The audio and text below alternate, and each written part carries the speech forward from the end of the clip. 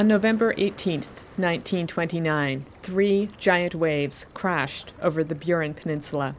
Homes were swept out to sea, fishing boats destroyed, and for some people, a season's catch of salt cod lost.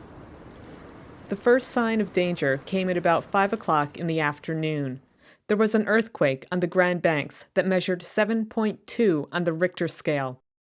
It was so strong that ground tremors could be felt on the Burin Peninsula, about 265 kilometers away. When suddenly this roar and this loud bang and the kettle and the plate started to dance, in a sense, on the stove.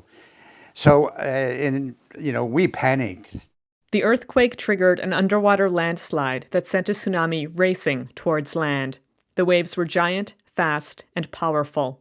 They reached the peninsula in about 2 hours. I think around 7 o'clock, somebody screamed, and you could see the wave, forming and coming in the harbor. And as it came in, it became higher and higher as the space between narrowed. 2 more waves followed. In most places, the water swelled to a height of between 3 and 7 meters. But as the waves pushed into some of the peninsula's long, narrow bays, they grew in size and strength. Some were 27 meters high, about as tall as an 8-story building. It took just 30 minutes for the tsunami's 3 main waves to hit the Burin Peninsula. In that time, they wreaked incredible havoc. Houses were ripped from their foundations. Some were destroyed entirely. The lucky ones could still be salvaged. Waves poured into this house and drowned Sarah Rennie and her 3 children. A 4th child, Maggie, was later found alive upstairs. About 40 kilometers to the north, Fanny Kelly drowned with her 10-year-old daughter, Dorothy. Their bodies were never found. Thomas Hillier died trying to save his fishing boat from the waves. He left behind a pregnant wife.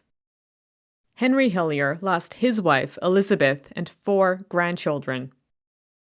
In Port-au-Bras, Thomas Fudge watched helplessly as his house was swept out to sea, his wife and 3 daughters trapped inside. Survivor Ern Cheeseman described the disaster in a letter to his brother. We had all fled to the hills, the highest places we could find, from where we watched the 3rd wave come and go. You could hear the poor humans who were caught, screaming, women and men praying out loud.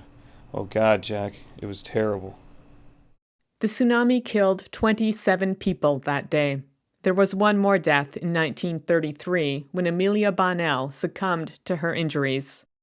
She was 4 years old when the tsunami struck. Her mother and sister both died in the disaster. After the 3rd wave, it took 2 hours for the water level to return to normal. Survivors began to look for the dead and injured. Any boats that had not been lost were used to save people washed out to sea or still in homes adrift on the water. The fishing flakes and wharves that for generations had lined the coastline were almost all gone, smashed to bits and replaced by a vast expanse of floating debris. People tried to salvage what they could from the rubble. Back on land, the houses still standing had to accommodate survivors. It was November and it was cold. The morning after the disaster brought with it a bitter snowstorm. There were other problems too. Food began to run out. Large quantities of vegetables and preserves and meat and fish that families had spent months storing away for the winter were gone, swallowed up by the Atlantic Ocean. Even worse, survivors had no way to call for help. A violent storm had recently severed the peninsula's only telegraph line. The outside world was completely unaware of a disaster that had affected more than 40 communities and 10,000 people. Finally, 3 days after the tsunami struck, the coastal boat Portia made a scheduled stop at Burin. Captain Westbury Kane described his shock to the Evening Telegram.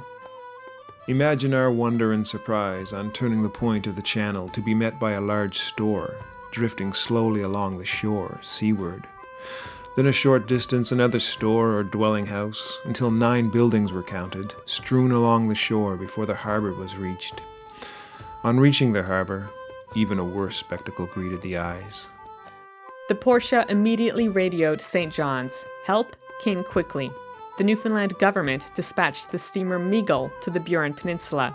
It was loaded with food, clothing, and medical supplies, and it carried a complement of doctors and nurses. Local newspapers reported daily on the disaster. The New York Times even printed a photo spread. A South Coast Disaster Committee formed to raise funds and distribute relief. It received dozens of letters from survivors in desperate need of help. Dear sirs, have you got any clothes you could send me? I have a large family and lost everything I had in the tidal waves. I need the clothes badly. Celestine Edwards, Lawn. Day after day, stories of heartbreak and courage emerged. One of the most celebrated was of nurse Dorothy Cherry. She survived the tsunami and then spent 6 days walking from settlement to settlement, helping the wounded. The rescue ship Meagle finally picked her up at Lawn on November 24th. On board, Dr. H.M. Mosdell wrote glowingly of her efforts. It must have been a superhuman effort for Nurse Cherry to make her way on foot all through the stricken area from Lameline to Lawn, a distance of 20 miles. She was found almost in a state of collapse after her strenuous and self-sacrificing efforts. Donations poured in from across Newfoundland and Labrador, North America, and Britain. Houses were soon rebuilt, but the tsunami had dealt the peninsula's economy a devastating blow. Some local merchant firms had to close. Fishermen lost their boats and gear, and the cod fishery, the very engine of the peninsula's economy, was a failure for 3 years in a row. All this at the beginning of a decade-long Great Depression.